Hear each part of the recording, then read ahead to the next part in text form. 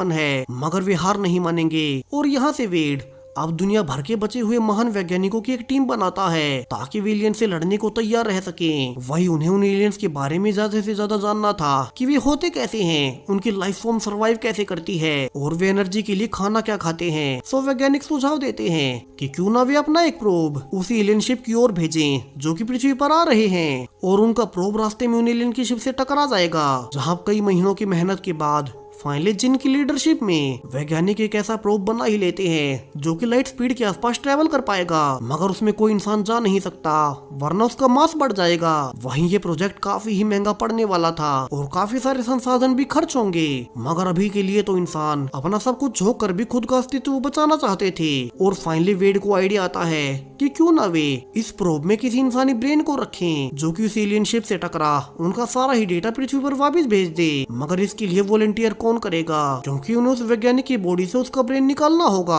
और यहीं से वेड को विल याद आता है दरअसल विल को कैंसर है और वो कुछ ही महीनों में मारा भी जाएगा। सो वेड विल को इंसानियत की खातिर इस एक्सपेरिमेंट में शामिल होने को कहता है और विल इसके लिए मान भी गया था। और अब यहाँ से प्लान के अनुसार विल के ब्रेन को बाहर निकाल उसी प्रोब में डाल दिया जाता है और उस प्रोब को स्पेस में लॉन्च कर अब वो उसी स्पेसशिप की ओर बढ़ रहा था कि आखिरी वक्त पर अब वो प्रोब रास्ता भटक जाता है, यानी कि इंसानों का ये मिशन फेल रहा और अब विल का ब्रेन एंडलेस स्पेस में घूमता रहेगा। तो यहाँ से वेड दूसरे ऑप्शन पर काम करने लगता है और एक मिलिट्री ऑफिसर राज वर्मा को स्पेशली इंडिया से बुलाता है जिसके की लीडरशिप में इंसान अब चांद पर एक बेस बना एलियन से लड़ने की तैयारियां करेंगे। तो वहीं तातियाना और वेंजी अब दोनों ही एलियन से आने वाले किसी भी सिग्नल्स का इंतजार कर रही थी ताकि वे इंसानों को रोक सके। तो दूसरी ओर दाशी अब सोल को लेकर यूएन की एक सीक्रेट मीटिंग में पहुंचता है जहां वे डिस्कस करते हैं कि कैसे एलियन एआई के पृथ्वी पर मौजूद होने से वे जो कुछ भी करने वाले हैं वो सब कुछ एलियंस को पता चल जाएगा।